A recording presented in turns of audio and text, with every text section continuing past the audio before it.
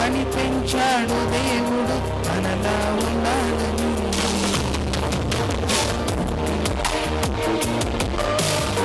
మరువైనా సృజిస్తాడు, ప్రేమతో నిన్ను కన్నాడు, నువ్వు దాటిపోవని. భావనైనా భరిస్తాడు, యుగమునైనా నిరీక్షిస్తాడు. యేసునే వదులుకున్నాడు, నిన్ను వదులుకోలేను. అనుకున్నాడు దేవుడు నువ్వు కావాలని, నిన్ను కనిపించాడు దేవుడు తనలా ఉండాలని. అనుకున్నాడు దేవుడు నువ్వు రావాలని, నిన్ను పుట్టించాడు దేవుడు తనతో ఉంటావని.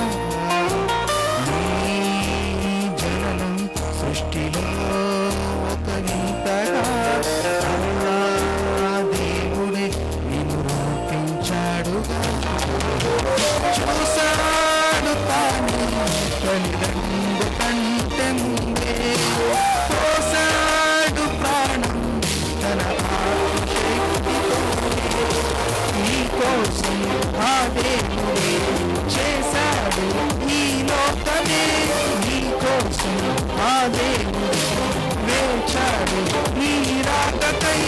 అనుకున్నాడుగా నువ్వు కావాలని, చేశాడుగా నువ్వు కావాలని. అనుకున్నాడు దేవుడు నువ్వు కావాలని, నువ్వు కనిపించాడు దేవుడు తనలా ఉండాలని.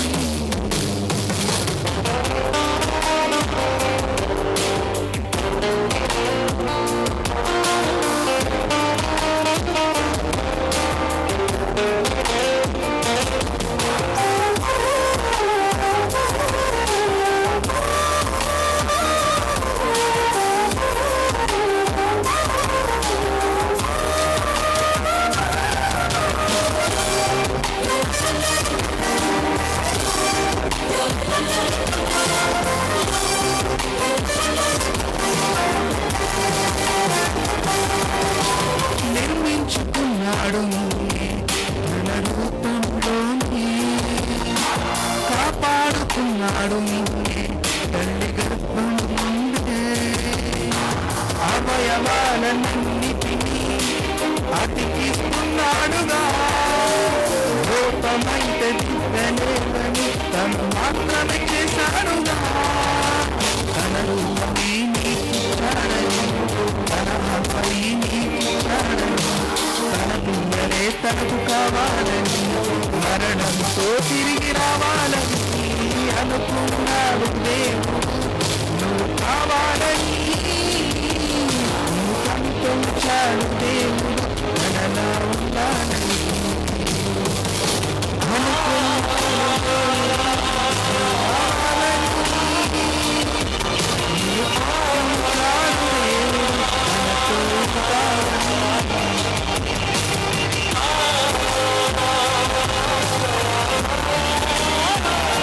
మన మధ్యలో మరి ఒక పాట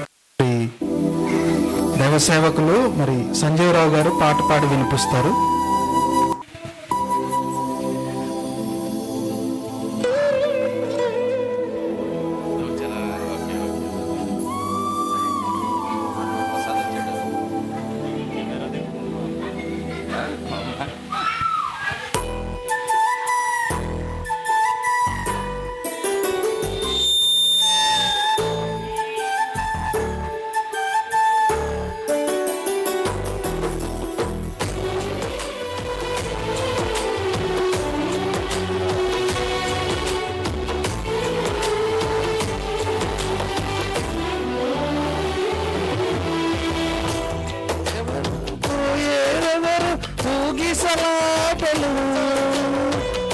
మరణము తెచ్చుకున్నాము గదా ఏదేను తోటలో.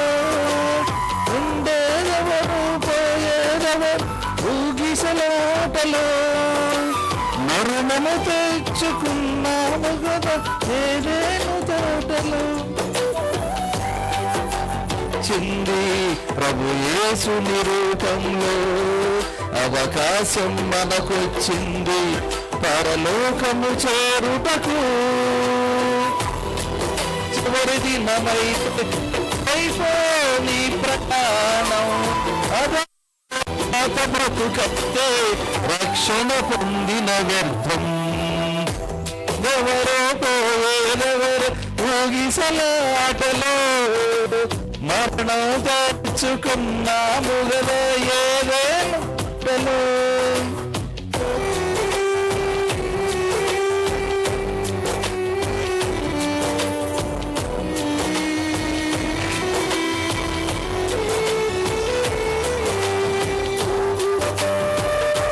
ఏది నీది ఏది నాది ఏది మనదయ్యా.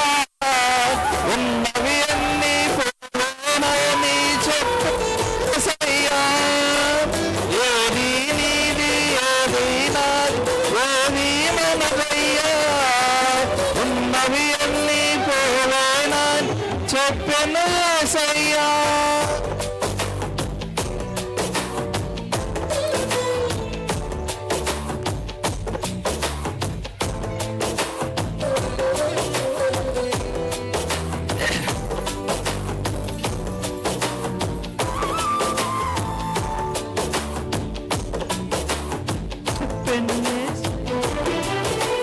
చేపనాటిలో శకిలు ఉందని తెలిసినావునకు. సృష్టిలో బహు సంపద ఉందో తెలియద యేసునకు. చేపనాటిలో శకిలు ఉందని తెలిసినాయనకు. సృష్టిలో బహు సంపద ఉందని తెలియద యేసునకు. సిరికి దేవునికి దాసులుగా ఉండలేమని నాకు నేర్పించాలని తాను కొదవ కలిగి జీవించాడు. ఇది చివరి దినమైతే ఎటువైపు నీ ప్రయాణం. అదే పాత బతుకైతే రక్షణ పొందిన వ్యర్థం. ఉండేదెవరో పోయేదెవరో ఊగిసలాటలో. మరణము తెచ్చుకున్నాము గదా ఏదేను తోటలో.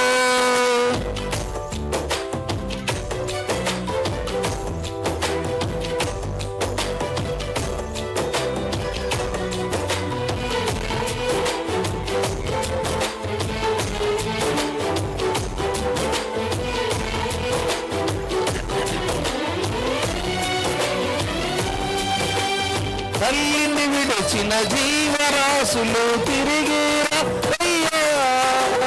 రెక్కలు వచ్చి ఎగిరిపోతే గుర్తుకోరయ్యా. తల్లిని విడిచిన జీవరాశులు తిరిగి రావయ్యా. రెక్కలు వచ్చి ఎగిరిపోతే గతమే గుర్తుకోరయ్యా. నిన్ను విడిచిన నీ పిల్లలు నిన్ను వస్తారు. దూరం అనుకోకుండా నిన్ను చూసి వెళతారు. నీ తండ్రిని చూచుటకు పరలోకం చేరుటకు. తప్పిపోయిన కుమారుడా తప్పుదిద్దుకొని రావయ్యా. తప్పిపోయిన కుమారుడా తప్పుదిద్దుకొని రావయ్యా. ఇదా చివరి దినమైతే ఎటువైపు నీ ప్రయాణం. అదే పాత బ్రతుకైతే రక్షణ పొందిన వ్యర్థం.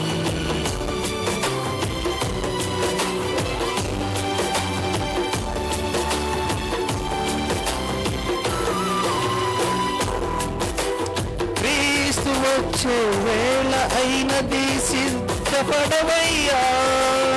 ఆత్మీయమైన యాత్రలో పాతసారివి నీవయ్యా. వేళ అయినది సిద్ధపడవయ్యా. ఆత్మీయమైన యాత్రలో బాటసారివి నీవయ్య.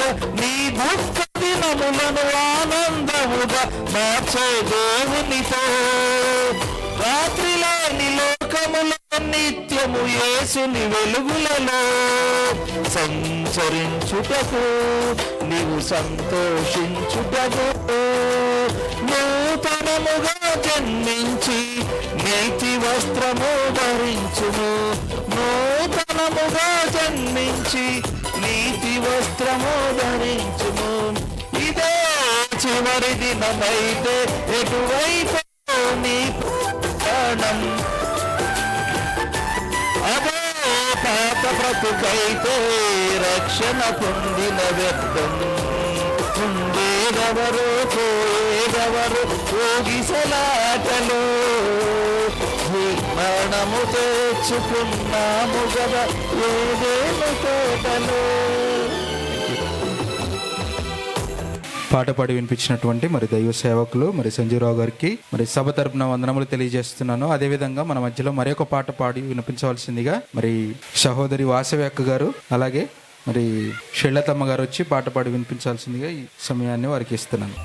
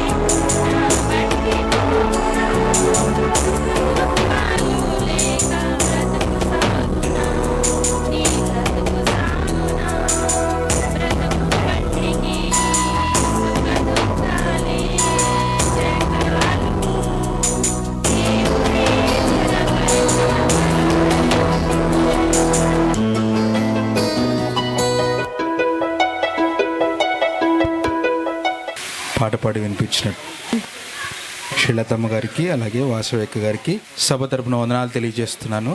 నా తండ్రి దేని గురించి కూడా డిస్టర్బ్ కాకుండా నాయన మొదటి నుంచి చివరి వరకు నా తండ్రి నీ కృపలో భద్రపరచుకోమని ఈ కార్యక్రమం అంతా నా తండ్రి పాటల ద్వారా నా తండ్రి వాక్యం ద్వారా మహిమ ఘనత పొందుకోవాలని తండ్రి మీకు మహిమ కనుక మాకు ఆశీర్వాదకంగా ఉండేలాగా సహాయం దయచేయమని యేసుక్రీస్తు వారిని బట్టి అడిగి వేడుకుంటున్నాను నా తండ్రి.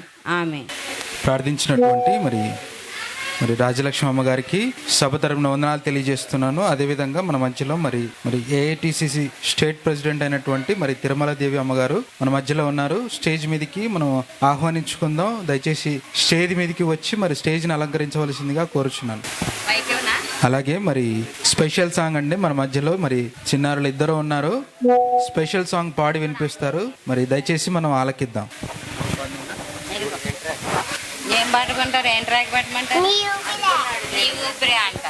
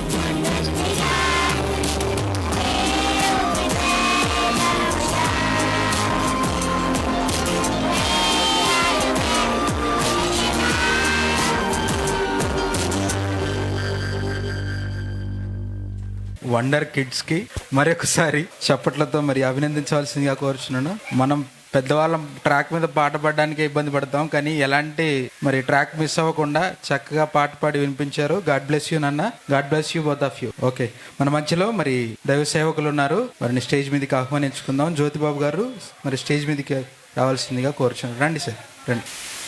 మొదటి సందేశంలోనికి వెళ్ళిపోదామండి. మొదటి సందేశాన్ని అందించవలసిందిగా మన మధ్యలో ఉన్నటువంటి మరి ఏఐటీసీసీ స్టేట్ ప్రెసిడెంట్ అయినటువంటి మరి తిరుమలాదేవి అమ్మగారిని మరి ఈ సమయాన్ని ఇస్తున్నాను. క్రీస్తు వారి పేట శుభములు, వందనాలండి. చిన్న ప్రార్థన చేసుకొని ప్రారంభించుకుంటా. మమ్మల్ని మిక్కిలిగా ప్రేమ ఘనమైన, శ్రేష్టమైన, మహోన్నతమైన మీ నామానికి యేసుక్రీస్తు వారి ద్వారా కృతజ్ఞతాస్తుతులు సమర్పించుకుంటున్నాను తండ్రి. ఇదిగో తండ్రి, ఈ రాత్రికాల వేళ మీ మహత్తు గల మాటలు వినడానికి నా తండ్రి ప్రభువా, మరి విని గ్రహించుకొని వాటిని బట్టి గైకొని నా తండ్రి మా బ్రతుకులు నా తండ్రి ప్రభు మీ చిత్తానుసారంగా జరిగిపోవడానికి మీ కుమార్తె రాజలక్ష్మి గారిని జ్ఞాపకం చేసుకొని, పార్వతమ్మ గారిని జ్ఞాపకం చేసుకొని తండ్రి, మరి వారి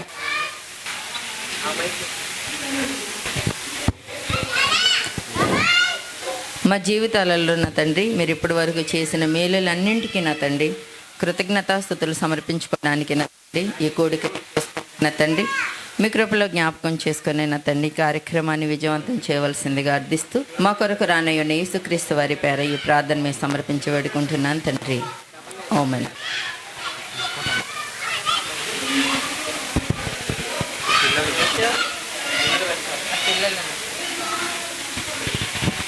ముందుగా ఇట్టి అవకాశం ఇచ్చిన తండ్రి అయిన దేవాది దేవునికి మనందరము కృతజ్ఞత కలిగి ఉన్నామండి. మరి ఈ అవకాశం ఇచ్చిన మరి అధ్యక్షుల వారికి, దైవ సేవకులైన వారికి కూడా, వేదికను అలంకరించిన దైవ సేవకులు ఇద్దరికి కూడా మరి ప్రభు పేరట మరి వందనాలు తెలియజేసుకుంటున్నాను ప్రియులరా.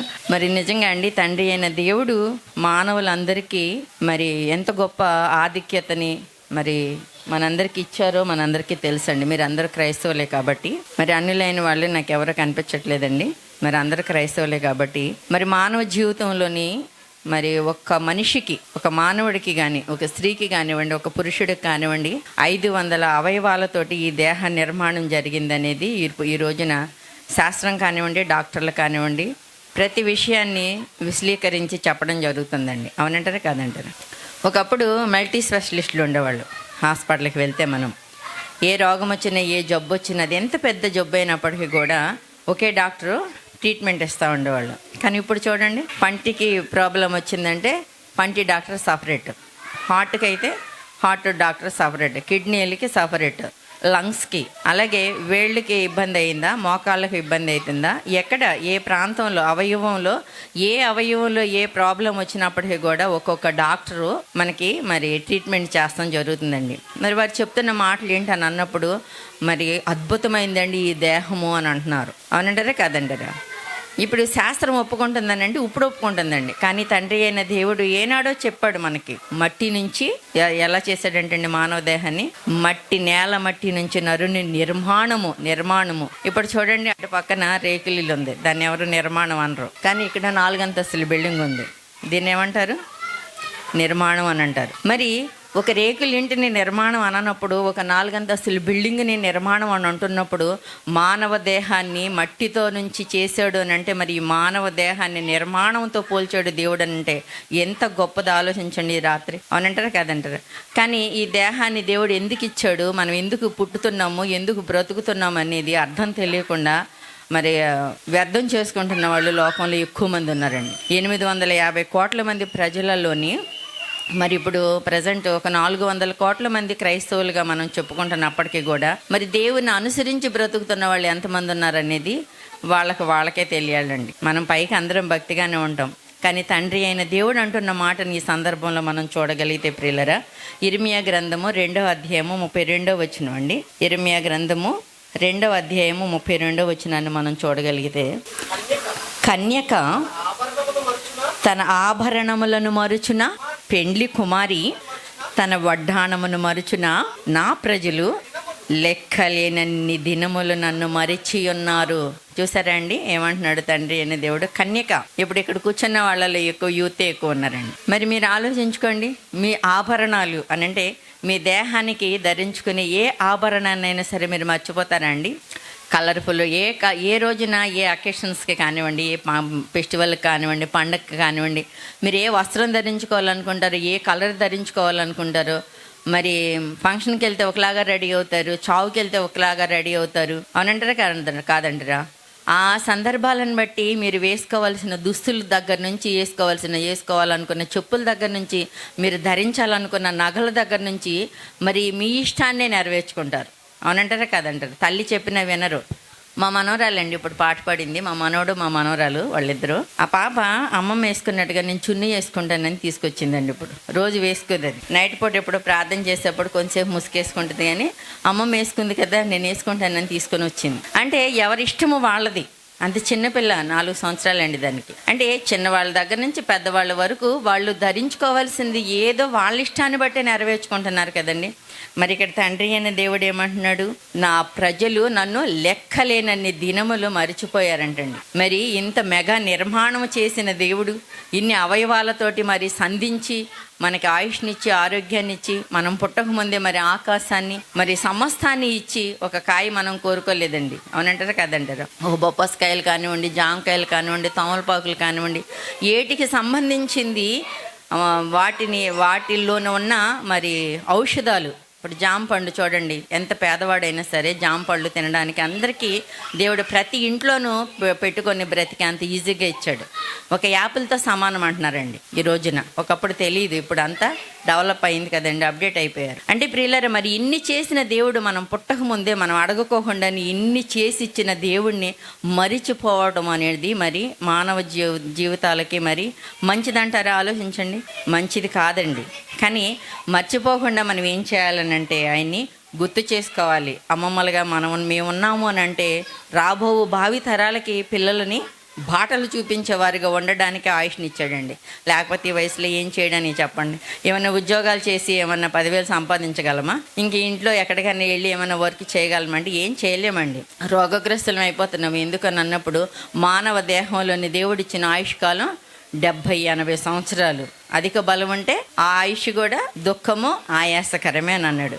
మరి తండ్రి అయిన దేవుడిని మర్చిపోవడం తగునా అంటే తగదు. కాబట్టి ప్రియులరా, మనందరం కూడా ఏం చేయాలని అన్నప్పుడు తండ్రి అయిన దేవుణ్ణి ఎరిగిన మనము మన కుటుంబాలలో పిల్లలకు కానివ్వండి, కోడళ్ళకు కానివ్వండి, మరదలకు కానివ్వండి, బంధువులందరికీ కూడా మరి ఆ దేవుణ్ణి తెలుసుకున్న మనం అందరమీ మరి ఆ దేవుని వైపుకి మరి కొందరినైనా సరే మన బంధువుల్ని, మన స్నేహితుల్ని, మన ఇరుగు పొరుగు వాళ్ళని అందరినీ త్రిప్పి మరి నిత్యము దేవునికి కృతజ్ఞతాస్తుతులు చెల్లించేవారుగా ఉండాలని కోరుకుంటూ ఈ అవకాశం ఇచ్చిన అధ్యక్షుల వారికి ప్రభువైన యేసుక్రీస్తు వారి పేరిట వందనాలు తెలుపుకుంటున్నానండి. సంఘంగా కూడొచ్చిన మీ అందరికీ కూడా ప్రభు పేరిట వందనాలండి. Thank you. దేవుని జ్ఞాపకం ఉంచుకోవాలని చెప్పి మరి వాక్యంలో నుంచి మనకు వివరించినటువంటి మరి అమ్మగారికి మరి సభ తరపున వందనాలు తెలియజేస్తున్నాను. అదేవిధంగా మరి యొక్క పాటతో దేవుణ్ణి మహిమపరుద్దామండి. స్త్రీల సమాజం వచ్చి పాట పాడి వినిపించాల్సిందిగా కోరుచున్నాను.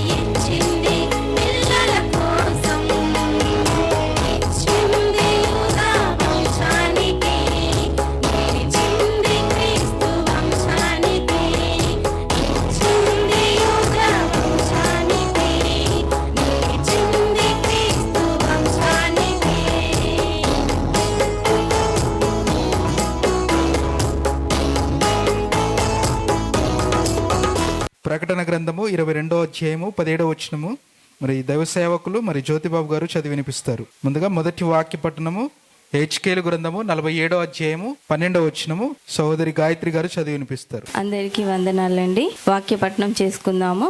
ఎహెచ్కేలు గ్రంథము 47వ అధ్యాయం 12వ వచనం.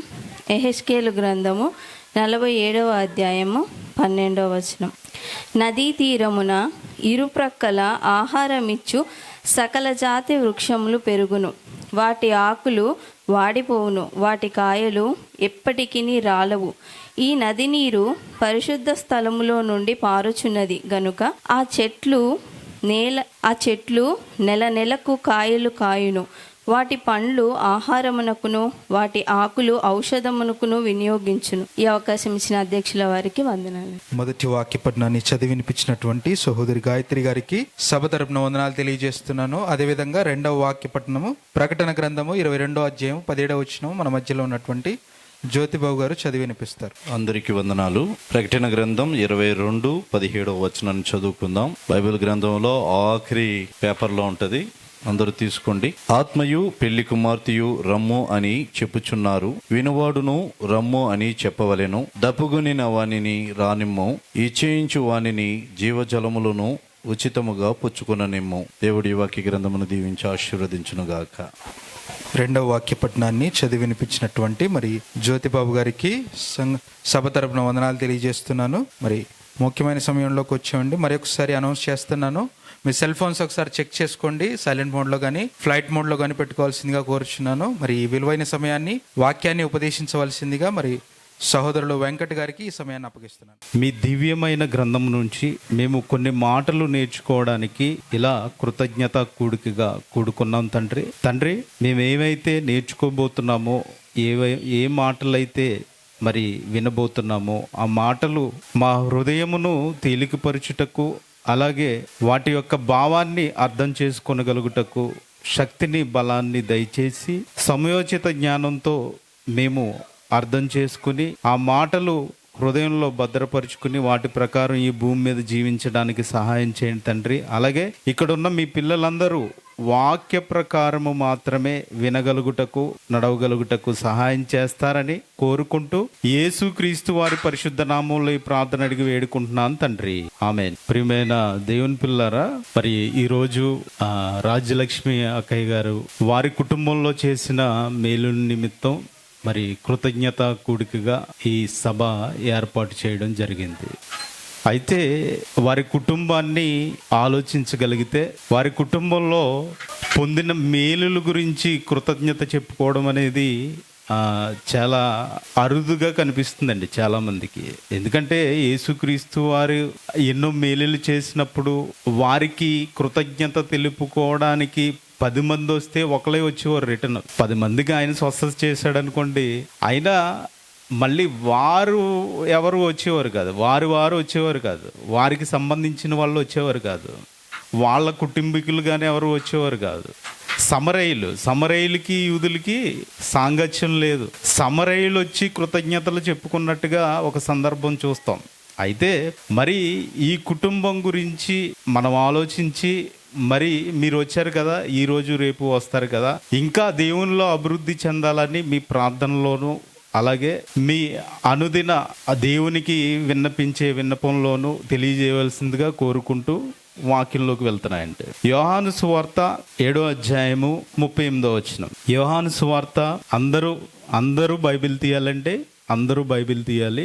యోహాను సువార్త 7వ అధ్యాయము 38వ వచనం. నా యందు విశ్వాసముంచువాడెవడో లేఖనము చెప్పినట్టు వాని కడుపులో నుండి జీవజల నదులు పారునని. ఎవరు మాట్లాడుతున్నారు? యేసుక్రీస్తు వారు. మనం నమ్ముకున్నాం కదా, మనం విశ్వసిస్తున్నాం కదా. యేసుక్రీస్తు వారు మాట్లాడుతున్నారు. ఏమని మాట్లాడుతున్నారంటే, బిగ్గరగా ఎప్పుడు అరుస్తాం మనం? అందరికీ వినబడాలి, అందరూ వినండి, అందరూ చూడండి, అందరూ అంటే వాళ్ళందరూ ఏమని వినాలంట? నా యందు విశ్వాసముంచు వాడెవడో, ఇదిగో యేసుక్రీస్తు వారి మీద విశ్వాసముంచు వాడెవడో లేఖనము చెప్పినట్టు, నేను చెప్పినట్టు కాదు, నేను చెప్పినట్టు కాదు, లేఖనము చెప్పినట్టు వాని కడుపులో నుండి జీవజల నదులు పారునని బిగ్గరగా చెప్పాను. ఎవరి కడుపులో నుండి జీవజల నదులు పారుతాయంట. ఏ నదులంటే? జీవజల నదులు. మీకు కొన్ని నదులు కనిపిస్తాయి. మీకు ఆంధ్ర సైడ్ అటు విజయవాడ వెళ్ళినప్పుడు ఏ నది కనిపిస్తుంది? కృష్ణ. ఇంకా ఏ నదులు ఉన్నాయంటే మీకు ఏ నదులు పేర్లు తెలిసి చెప్పండి. ఇంకా తుంగభద్ర, గోదావరి, ఈ నదులన్నీ మీకు ఐడియా ఉన్నాయి కదండి. ఈ నదులన్నీ ఐడియా ఉన్నాయి కదా. ఇక్కడ మనం చదువుకున్నప్పుడు కడుపులో నుంచి ఏ నదులు పారుతాయంట? నది అంటే అర్థమైంది కదండి మీకు. నది, నది అంటే ఏమైంది? చిన్నది ఏం కాదు, చాలా పెద్దది. అది ఎక్కడి నుంచి పారుతుందంట? ఏమండి, ఒక గ్లాసు నీళ్లు మహా అయితే 2 గ్లాసులు, అంతేనా? ఇంకా మరి పొద్దున్నే ఈ ఆరోగ్యం ఇంపార్టెంట్ అయిపోయింది కదా, మహా అయితే 1 లీటరు, అంతేనండి. ఇప్పుడు ఈ లీటర్ ఎక్కడికి పారుతుంది? వెంటనే వచ్చేస్తుందా? దీనికి టైం ఉంటుంది, టైం పీరియడ్ ఉంటుంది. సుమారు 1/2 అవర్ అవ్వాలి ఇది పారాలంటే. ఎక్కడి నుంచి? కడుపులో నుంచి బయటికి రావాలంటే. అర్థం చేసుకోవడానికి ప్రయత్నించండి. అయితే ఇక్కడ యేసుక్రీస్తు వారు మాట్లాడుతూ ఏం చెప్తున్నారంటే, కడుపులో నుంచి ఏం పారుతాయంట? జీవజల నదులు. జీవజల నదులు.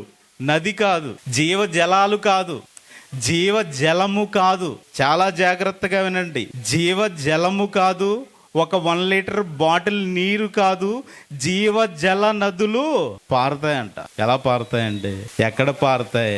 ఇది ఇలా పారుతాయని ఎక్కడుందంటండి? ఎక్కడుందంట? మళ్ళీ చదవండి.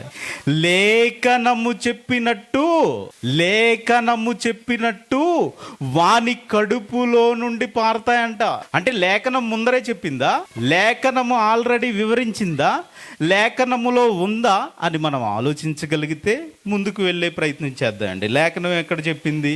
జకర్యా గ్రంథం. జకర్యా గ్రంథము 14వ అధ్యాయము 8వ వచనం. జకర్యా గ్రంథము 14వ అధ్యాయము 8వ వచనం. ఆ దినమున జీవజలములు ఎక్కడి నుంచి అండి? యెరూషలేములో నుండి పారి సగము తూర్పు సముద్రమునకును సగము పడమటి సముద్రమునకును దిగును. వేసవి కాలమందును చలికాలమందును అలాగునే దిగును. ఇప్పుడు మన గోదావరిలో చూసుకున్నామండి. ఇప్పుడు కృష్ణా నది గురించి చెప్పుకున్నాం కదా. ఎక్కడ ఉంటుంది? ఎక్కడ ఉంటుందండి కృష్ణా నది? విజయవాడ దగ్గర. మనం వెళ్తున్నప్పుడు చూస్తాం. ఓకే, ఈ కృష్ణా నది వేసవి కాలంలో ఎలా ఉంటుంది? చలికాలంలో చూసినట్టు ఉంటుందా? వర్షాకాలంలో చూసినట్టు ఉంటుందా? ఉండదు. ఏమవుతుందండి? కృష్ణా నది ఎండిపోతుంది, ఎండిపోతుంది. ఈ నది ఎలా ఉందంట?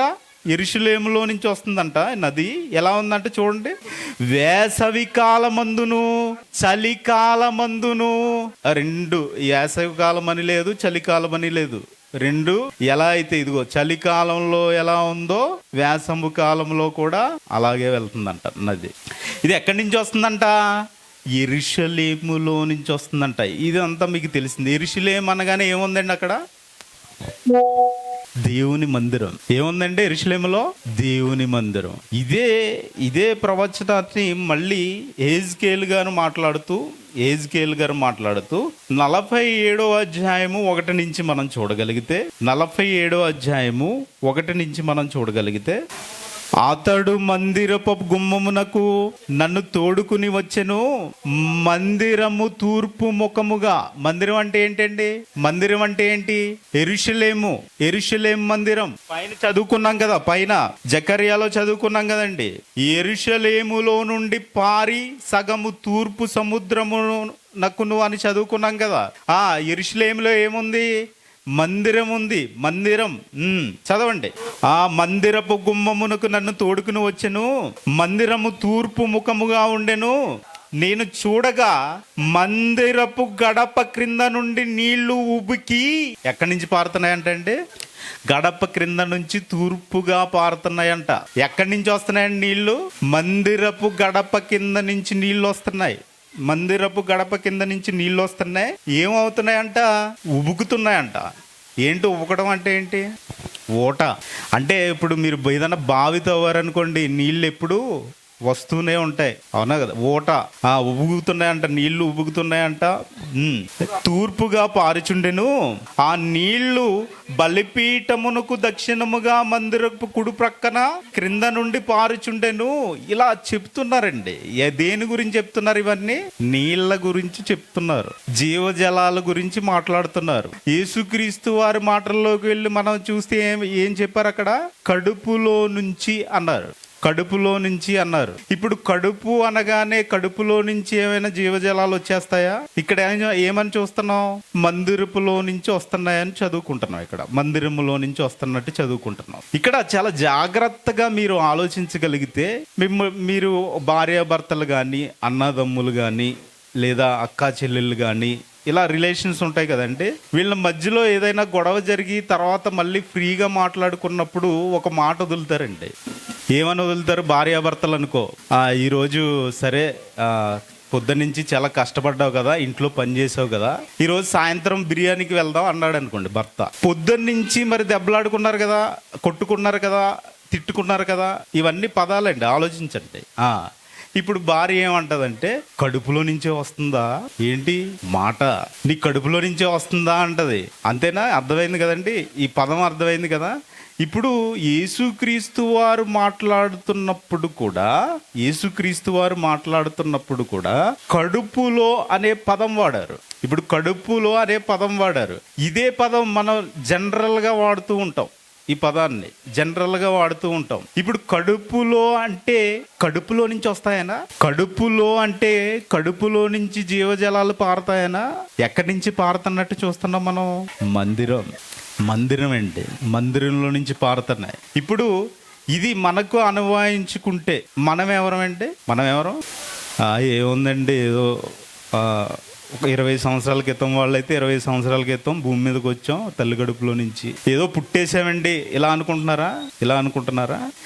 మీరు కూడా దేవునికి ఆలయంగా నిర్మింపబడ్డారంట. మీరు కూడా ఎలా నిర్మింపబడ్డారండి? దేవునికి ఆలయంగా నిర్మింపబడ్డారంట.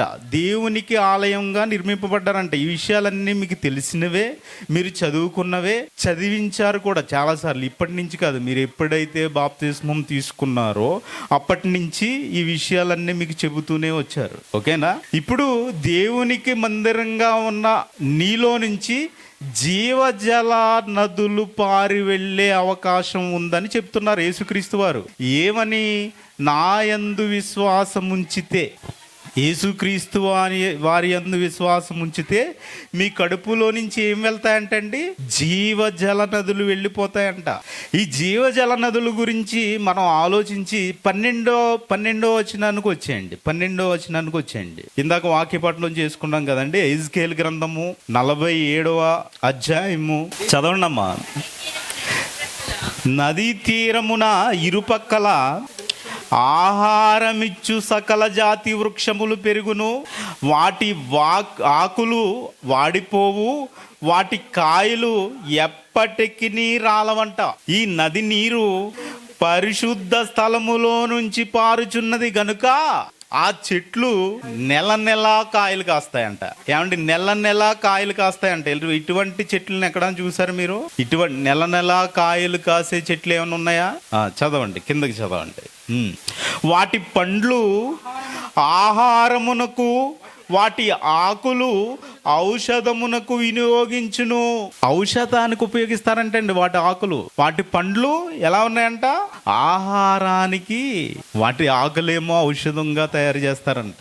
ఇదంతా ఎజ్కేలు మీరు 47వ అధ్యాయం 1 నుంచి 12 వచనాలు మీరు ఆలోచించగలిగితే, మీరు ఈ వచనాలన్నీ చదువుకుని, ఇదిగో ఆ నది ఎక్కడి నుంచి అయితే బయలుదేరుతుందో ఆ నది వచ్చేటప్పుడు ఇరుప్రక్కల చెట్లు విస్తారంగా వచ్చేస్తున్నాయంట.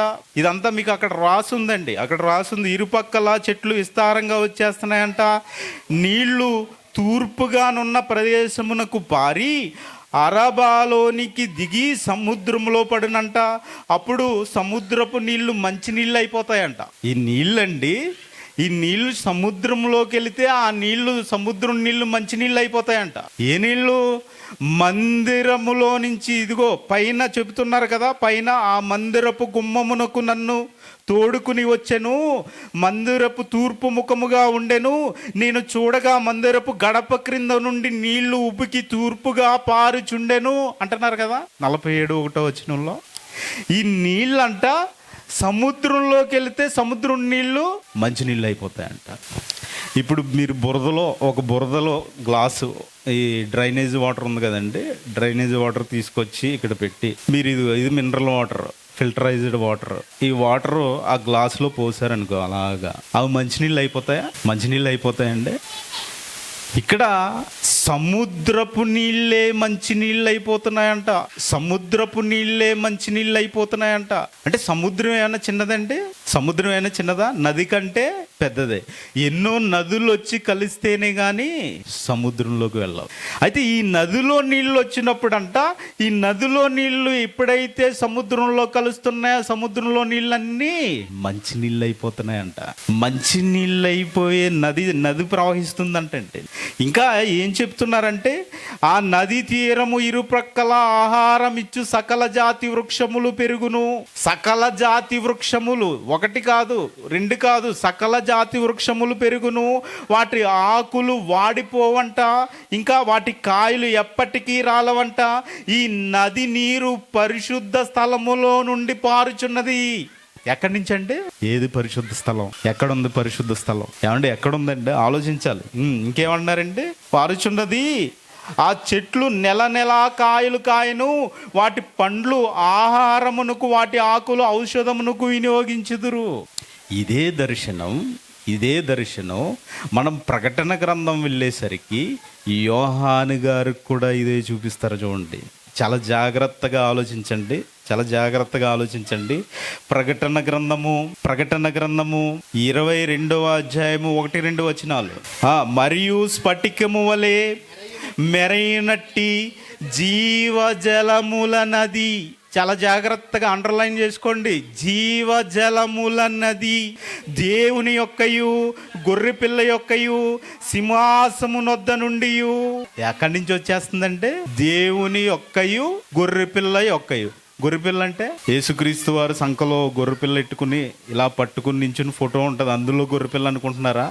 రూపకలంకారంగా వ్రాయబడింది. ఎవరు గొర్రెపిల్ల అనగానే? యేసుక్రీస్తు వారు. దేవుని యొక్క అంటే ఆయన తండ్రి అయిన దేవుడు యేసుక్రీస్తు వారి వద్ద నుండి ఆ పట్టణపు రాజవీధి మధ్యన ప్రవహించుట. ఆ దూత నాకు ఎవరికి చూపిందంటే, ఎవరికే? యోహాను గారికి చూపిందంట. ఆ దూత నాకు చూపెను ఆ నది యొక్క ఈవలను ఆవలను. ఏ వృక్షం ఉందంటే? జీవవృక్షం ఉందంట. ఎక్కడుండేది ఇదివరకు జీవవృక్షం? జీవవృక్షం ఎక్కడుండేదండి? ఏదేను తోటలో ఉండేది. ఆ జీవవృక్షానికి 2 ఖడ్గజ్వాలలు నిలబెట్టినట్టు చదువుకున్నాం కదా. ఇప్పుడు ఎక్కడికి వచ్చిందంట? అదిగో ఆ నది ప్రవహిస్తుంది కదా, ఆ నది పడిపోవంట, రాలవంటే. ఇక్కడికి వచ్చేసరికి ఏం జరుగుతుంది? యోహాను గారికి ఏం చూపిస్తున్నారు? చదవండి మళ్ళీ. అది నెలకు ఫలించుచు 12 కాపులు కాస్తుందంటే. సేమ్ అదే యాజ్ ఇట్ ఈజ్గా అక్కడ చదువుకున్నాం కదా, హెజ్కేల్లో చదువుకున్నాం కదా. చదవండి అక్కడ ఏమంటుంది? ఒకసారి మళ్ళీ వెళ్ళండి అక్కడికి. 12వ వచనం. పారుచున్నది కనుక ఆ చెట్లు నెలకు కాయలు కాయను. నెలకు అంటే ఎన్ని నెలలు? 12 అయితే 12, 24 అయితే 24, అంతే కదండి. ఇక్కడ ప్రకటన గ్రంథంలో ఏం చెప్తున్నారు? ప్రకటన గ్రంథంలో అది నెలకు ఫలించుచు 12 కాపులు కాయను. సంవత్సరానికి ఎన్ని నెలలు? 12. అంటే సంవత్సరం అంతా నెల కాస్తూనే ఉందంట. ఎందుకు కాస్తుందండి? జీవజలముల నది ప్రవహిస్తుంది. జీవం ఉందంట ఆ నదిలో. ఇంకా వృక్షము యొక్క ఆకులు జనములను స్వస్థపరచుటకై వినియోగించును. స్వస్థపరచడం అంటే ఆ ఆకులు అంట జనాలని స్వస్థపరచుండే అంట. అక్కడ లాస్ట్ మాట చూడండి, 12వ వచనం. హెజ్కేల్లో వాటి పండ్లు ఆహారమునకు, వాటి ఆకులు ఔషధమునకు వినియోగించు. ఔషధం అంటే మెడిసిన్. ఇప్పుడు మీకు ఏదైనా స్వస్థత, జ్వరం వచ్చిందండి, జ్వరం వస్తే ఏం వేసుకోవాలి? ఔషధము, టాబ్లెట్ అంటాం కదా మనం. ఔషధము, ఆ ఔషధం వేసుకోవాలి. వేసుకుంటే ఏమవుతుంది? స్వస్థత కలుగుతుంది. స్వస్థత కలుగుతుందండి. స్వస్థత కలుగుతుంటే చాలా జాగ్రత్తగా గమనించాలి. ఈ చెట్లంట ఇప్పుడు ప్రకటన గ్రంథానికి వచ్చేయండి. మళ్ళీ మీరు అది ఇది టాలీ చేసుకోవాలి. ఈ 2 వచనాలు టాలీ చేసుకోవాలి. అప్పుడే అర్థమవుతుంది నా మాటలు ఇప్పుడు. ఓకేనా? అది నెల నెల ఫలించుచు 12 కాపులు కాయను. ఆ వృక్షము యొక్క ఆకులు స్వస్థపరచుటకై వినియోగించును. ఆ ఆకులంట స్వస్థపరచడానికి వినియోగిస్తారంట. అక్కడేమన్నారు? ఆకులు ఔషధముగా. ఔషధం అన్నా స్వస్థపరచడం అన్నా ఒకటే కదండి. ఔషధాన్ని మింగితే మీకు ఏం కలుగుతుంది? స్వస్థత. ఇప్పుడు ఇక్కడ ఏదో ఒక జలము, జీవజల నదుల గురించి చెప్తున్నట్లేదు. యేసుక్రీస్తు వారి మాట అక్కడ ఏమనుంది? జీవజల నదులు ఉన్నాయి, కానీ దానికి ఇవన్నీ అటాచ్ చేసుకుంటే ఆ జీవజల నదుల గురించి ప్రత్యేకించి మాట్లాడుతున్నట్టు ఏమీ లేదు. ప్రత్యేకించి ఇవి ఏదో నదులు, ఆ నదుల ప్రవాహం మళ్ళీ అవి ఎక్కడి నుంచి ప్రవహిస్తాయంట? కడుపులో నుంచా? ఏమంటే కడుపులో 1 లీటర్ 2 లీటర్ల నీళ్ళు తాగలదురా మీరు? 2 లీటర్ల నీళ్ళు ఒక్కసారే 2 లీటర్ల నీళ్ళు తాగలదురా? లేదు. మరి ఈ నీళ్ళు ఎలా ప్రవహించేస్తాయండి? ఎందుకు చెబుతున్నారు ఆ మాట? యేసుక్రీస్తు వారి దగ్గరికి వెళ్ళిపోతుంది. యేసుక్రీస్తు వారి దగ్గరికి వచ్చాయి. యోహాను సువార్త. ఇలాంటి జీవజలాలు ఎవరిని సూచిస్తున్నాయో మనం తెలుసుకుని ముందుకు వెళ్ళగలిగితే, యోహాను సువార్త 7వ అధ్యాయము, ఇందాక 38 చదువుకున్నారు కదా, 2 కలిపి చదవండి. 38, 39 వచనాలు. నా యందు విశ్వాసముంచువాడు, చదవండి అమ్మా, లేఖనము చెప్పినట్టు వాని కడుపులో నుండి జీవజల నదులు పారునని బిగ్గరగా చెప్పెను. ఈ జీవజల నదులు ఏంటో చెబుతున్నారు చూడండి. ఇక్కడ చాలా జాగ్రత్తగా చూడండి. ఇదే మీకు ఆన్సర్. చదవండి. తన యందు విశ్వాసముంచువారు పొందబోవు ఆత్మను గూర్చి ఏ మాట చెప్పారండి? ఏ మాట చెప్పారు? పైన మాట చెప్పారు కదా. ఏ మాట అది? పైన మాట చెప్పారు కదా. ఏ మాట? చదవండి మళ్ళీ, పై మాట చదవండి. లేఖనములు చెప్పినట్టు వాని కడుపులో నుండి జీవజల నదులు పారునని. ఈ జీవజల నదుల్ని కింద ఏమంటున్నారు? 39వ వచనంలో తన యందు విశ్వాసముంచు వారు పొందబోవు ఆత్మను గూర్చి ఈయన ఏం మాట చెప్పారండి? ఈ మాట చెప్పారు. ఏంటా మాట? యేసుక్రీస్తు వారు ఇంకా మహిమపరచబడలేదు గనుక ఆత్మను ఇంకా అనుగ్రహింపలేదు. ఈయన ఎప్పుడైతే చనిపోయి తిరిగి లేపబడి ఈయన మహిమ పొందుతారో అప్పుడు ఆత్మ అనుగ్రహిస్తారు. ఇప్పుడు ఈ జీవజల నదులు ప్రవాహం అంటే ఏంటి? జీవజల నది అంటే ఏంటండి? ఇక్కడ దేని గురించి చెప్పారంట ఆయన? ఆత్మ పొందబోవు ఆత్మ, విశ్వసించేవారు పొందబోవు ఆత్మ. ఏంటి ఆ ఆత్మ? ఏంటండి ఆత్మ? అపోస్తుల కార్యము 2వ అధ్యాయము 38వ వచనం ప్రకారం చూడండి ఏంటో. అపోస్తుల కార్యము 2వ అధ్యాయము 38వ వచనం. పేతురు గారు మాట్లాడుతున్నారండి. మీరు మారు మనస్సు పొంది పాప క్షమాపణ నిమిత్తం ప్రతివాడును యేసుక్రీస్తు నామములో బాప్తిస్మం పొందుడి, అప్పుడు మీరు పరిశుద్ధాత్మ అనే వరము, అంటే విశ్వసించిన వారు పొందుకునే ఆత్మ ఏంటి? ఇప్పుడు జీవజలములు అంటే ఏంటి? జీవజలాలు అంటే ఏంటంటే పరిశుద్ధాత్మ. చూసారా ఎక్కడుందండి ఆన్సర్? బైబిల్లోనే. అంటే ఈ జీవజలములు విశ్వసించిన వారు పొందుకున్నారా? మరి విశ్వసించిన వారు పొందుకున్నారా? యేసుక్రీస్తు వారి శిష్యులు పొందుకున్నారా? చూడండి అపోస్తుల కార్యము 2వ అధ్యాయము 3-4 వచనాలు చదవండి. అపోస్తుల కార్యములు 2వ అధ్యాయం 3-4 వచనాలు.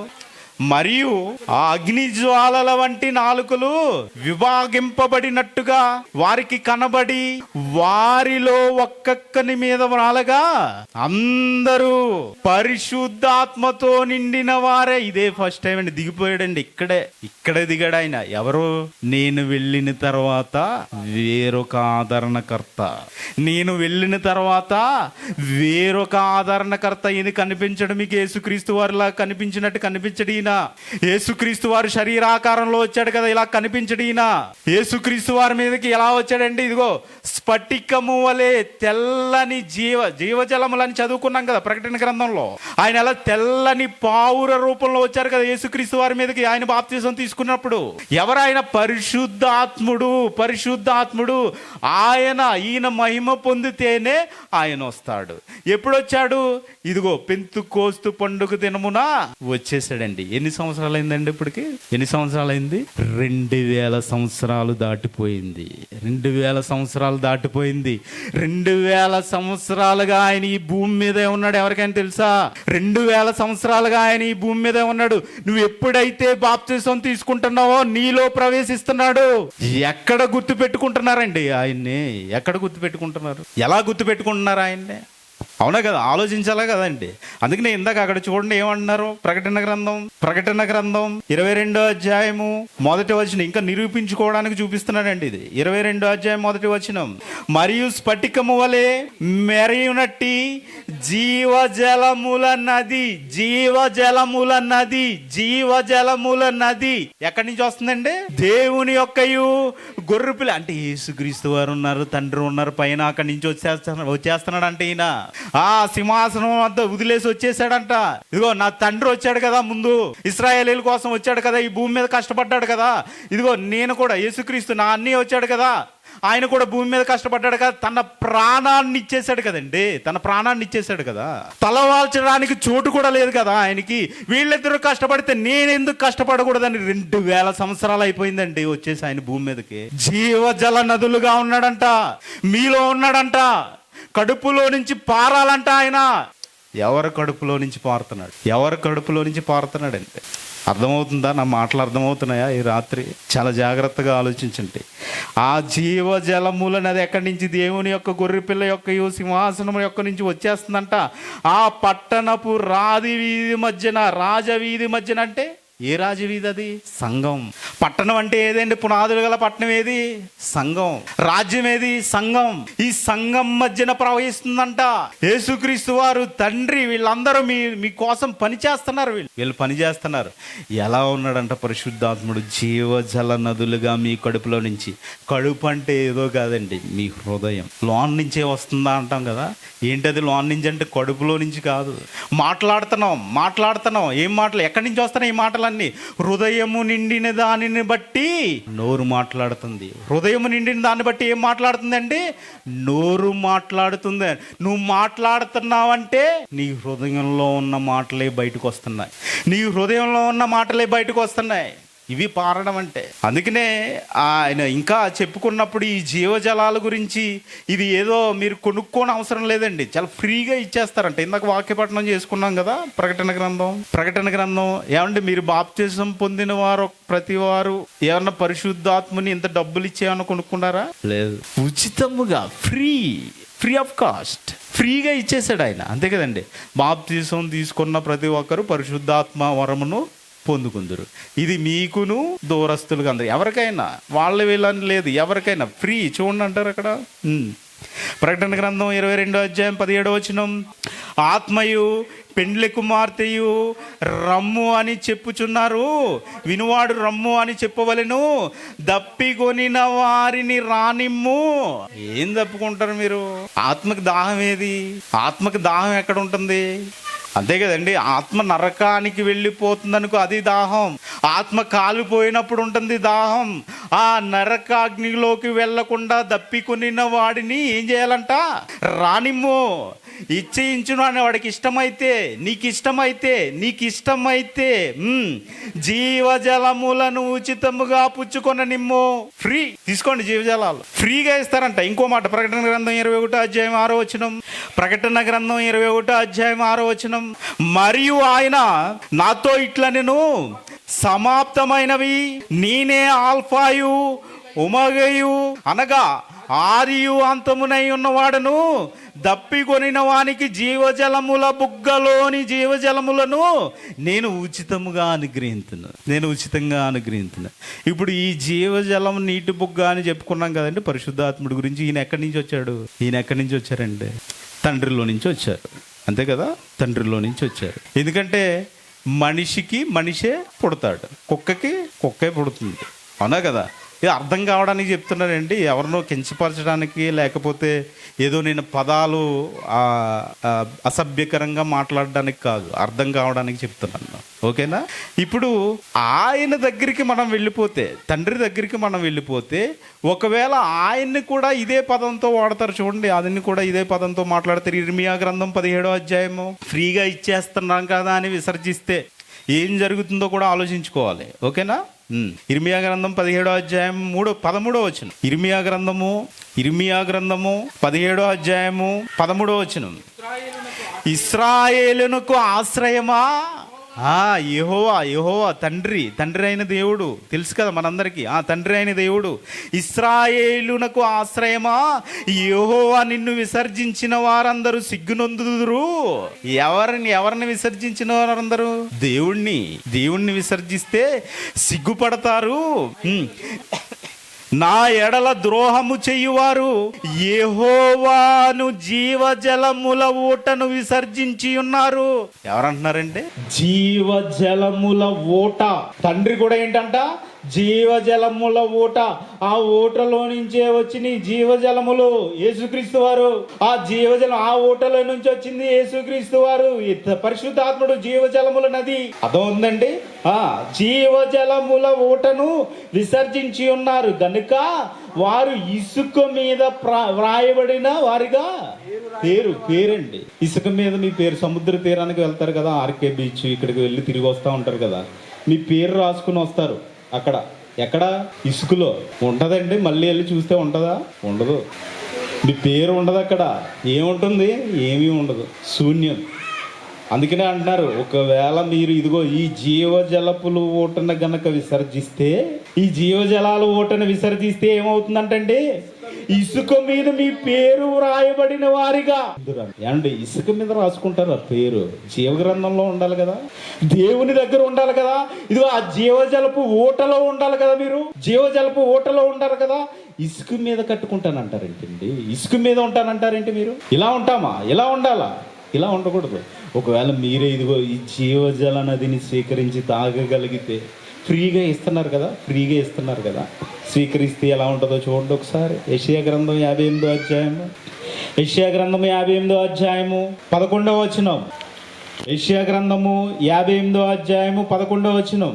యెహోవా ఇదిగో జీవజలపులు ఊట నన్ను నిత్యము నడిపించును, క్షామకాలమున ఆయన నిన్ను తృప్తిపరిచి ఏం చేస్తాడంటండి? క్షామకాలం అంటే కరువు. మొన్న వచ్చేసింది కదా, ఏ కరువు? గ్యాస్ కరువు వచ్చింది కదా. అలాంటి క్షామాలు వచ్చినప్పుడు కూడా ఏం చేస్తాడంట దేవుడు? ఈ జీవజలముల ఊట నిన్ను తృప్తిపరిచి నీ ఎముకలను బలపరిచిన. ఏమండి, మనం సంఘంలో ఆ గ్యాస్ లేనప్పుడు కూడా వండుకుని తిన్నాం కదండి, సెమినార్లు చేసుకుని. అవునా? ఎవరు తృప్తిపరిచారు? దేవుడు. నీకెందుకు నాయన, నేనున్నాను కదా. జీవజలపు ఊట ఎప్పుడు ఊరుతూనే ఉంటుంది మనకి. నో ప్రాబ్లం, నో టెన్షన్, ఊరుతూ ఉంటుంది. నువ్వేం చేయాలి? ఇదిగో నా యందు విశ్వాసం ఉంచావు కదా, నేను చెప్పినట్టు బ్రతుకంతే. నేను చెప్పినట్టు బ్రతుకు చాలు, ఏం వద్దు ఇంకా. నేను చెప్పినట్టు బ్రతుకుతే చాలు. ఎంతమంది బ్రతుకుతున్నాం? ఆలోచించగలిగారా? ఏమంటున్నారండి? ఇంకా నీ ఎముకలను బలపరచును, నీవు నీరు కట్టిన తోట వలెను, ఎప్పుడు నువ్వు ఉబుకుచుండు నీటి ఊట వలె ఉండుదువు. ఎలా ఉంటావంటే నువ్వు ఎప్పుడు ఉబుకుతుందంట, ఎప్పుడు వస్తుందంట వాటర్, ఇది ఆగదంట. ఇంకేమంటున్నారు చదవండి. నీటి ఊట వలె ఉందువు. సరే, కీర్తనల గ్రంథానికి వచ్చండి. కీర్తనల గ్రంథం 1వ అధ్యాయం 3వ వచనం చదవండి. కీర్తనల గ్రంథం ఇదిగో ఈ జీవజలములను స్వీకరిస్తే మీకు ఏం జరుగుతుందో చెప్తున్నానండి. కీర్తనల గ్రంథం 1వ అధ్యాయం 3వ వచనం. అతడు నీటి కాలువల ఏరున నాటబడినదై ఆకు వాడక తన కాలమందు ఫలమిచ్చు చెట్టు వలె ఉండును, అతడు చేయునుదంతయు సఫలమగును. ఎలా ఉంటాడంటే అండి, నీటి పక్కన చెట్లు, ఇందాక చదువుకున్నాం కదా, ఆ నది పక్కన చెట్లు ఉన్నాయి కదా, దాంట్లో వాడిపోవట్లేదంట, దాని ఆకులు వాడిపోవట్లేదంట. దాని ఆకులు ఎలా ఉన్నాయంట? ఔషధంగా ఉన్నాయంట. ఇంకా లోక సువార్త లూకాసు వార్త 11వ అధ్యాయం 13వ వచనం. ఈ జీవజల నదుల్ని తండ్రి ఫ్రీగా ఇస్తానన్నాడు కదా. లూకాసు వార్త 11వ అధ్యాయం 13వ వచనం. పరలోకమందున్న మీ తండ్రి ఏమన్నారండి? ఏమంటున్నారు? పరలోకమందున్న మీ తండ్రి, నా ఒక్కడికే తండ్రి కాదు, మీ తండ్రి అంటే మనందరి తండ్రి, మన ఆత్మలకు తండ్రి. ఆ పరలోకమందున్న మీ తండ్రి తన్ను అడుగు వారికి పరిశుద్ధాత్మను, జీవజల నదులను ఎంతో నిశ్చయముగా అనుగ్రహిస్తాడు. వాళ్ళు వీళ్ళని ఏం లేదండి, మీరు కోరుకున్నారా? మీకు కూడా ఏం చేస్తాడు? పరిశుద్ధాత్మను ఇచ్చేస్తాడు. జీవజల నదులు ఎంతో నిశ్చయముగా, అంటే నిశ్చయముగా అనట్లేదు, ఎంతో నిశ్చయముగా జీవజల నదులు ఇస్తారంట. ఎంతో నిశ్చయముగా జీవజల నదులు ఇస్తారంట. ఇప్పుడు మీ మధ్యలో ఎవరండి? పార్వతమ్మ గారు, అంతే కదా. రాజ్యలక్ష్మి అక్కయ్య గారు, వాళ్ళ అమ్మగారు ఎవరు? పార్వతమ్మ గారు. ఇప్పుడు ఈమె విశ్వసించింది ఎప్పుడు తెలియదు మనకి, మనం చిన్నపిల్లలు. ఈమె విశ్వసించిన తర్వాత ఈమె కడుపులో నుంచి ఒక నీటి బుగ్గ వచ్చింది. ఎవరు? ఇందాక మాట్లాడారు కదా, ఎవరండి? ఎవరు? తిరుమలమ్మ గారు. అంటే విశ్వసించిన తర్వాత ఇదిగో పరిశుద్ధాత్ముడు వచ్చేసాడు కదా, జీవజల నదులు వచ్చేసినాయి కదా హృదయంలోకి. ఈ జీవజల నదులతో ఎవరు వచ్చారు? ఇంకా ఈ ఊట పారుతూనే ఉంటుంది. ఇందాక వాళ్ళ మనవళ్ళు ఏం చేశారండి? పాట పాడారండి.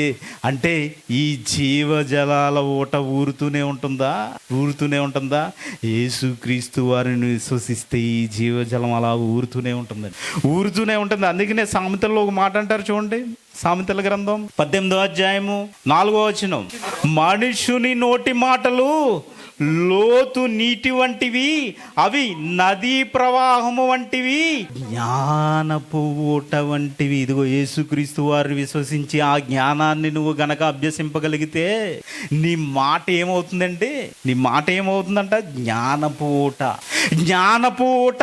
అంటే నువ్వు జ్ఞానపు ఊటగా ఉండాలనుకుంటున్నావా? ఏం కావాలి? ఎవరి దగ్గరికి రావాలి? ఇదిగో యేసుక్రీస్తు వారిని విశ్వసించాలి.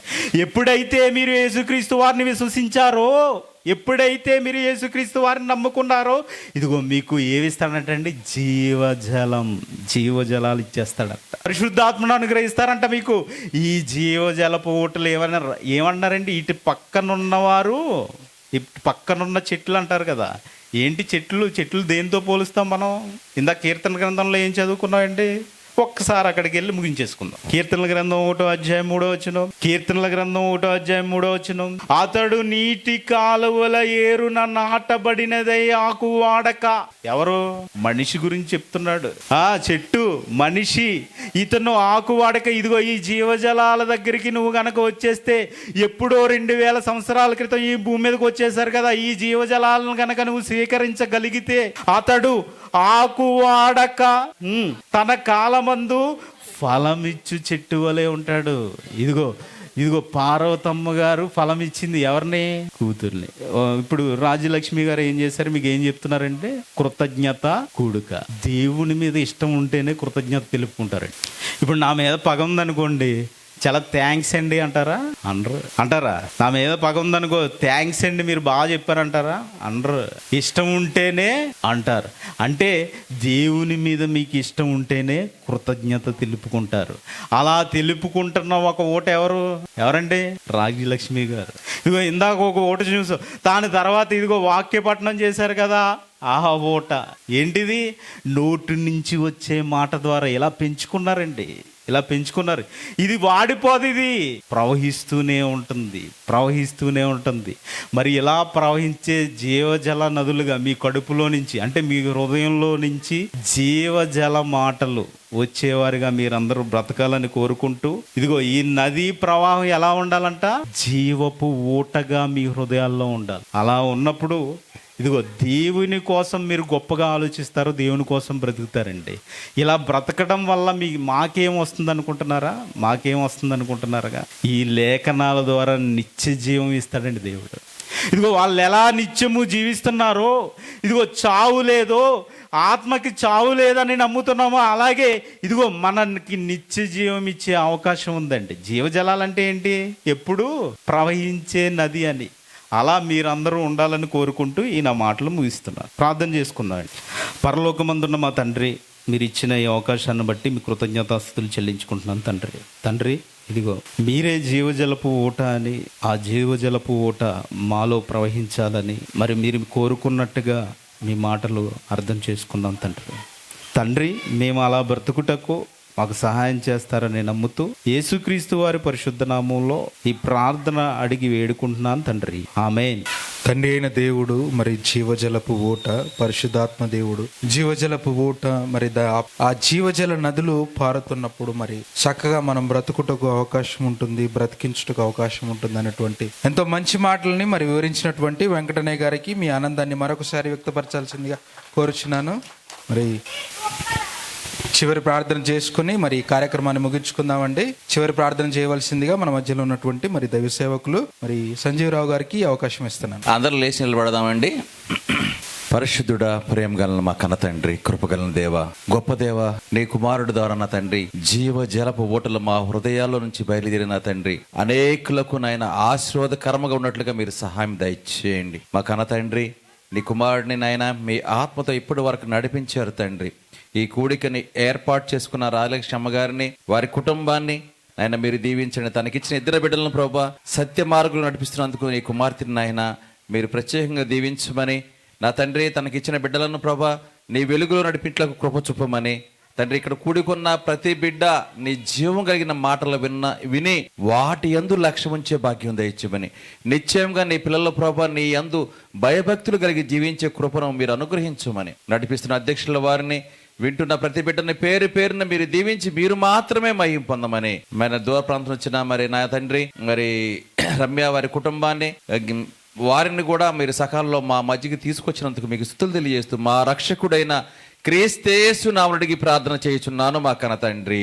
ఆశీర్వాదం తీసుకుందాం అమ్మా. తండ్రి యొక్కయు, కుమారుని యొక్కయు, పరిశుద్ధాత్మ యొక్కయు సహవాసము తోడు మీకును నాకును సకల పరిశుద్ధులకును తోడైయుండును గాక. ఆమేన్. అందరికీ వందనాలండి. దయచేసి ఈరోజు చాలా లేట్ అయిందండి.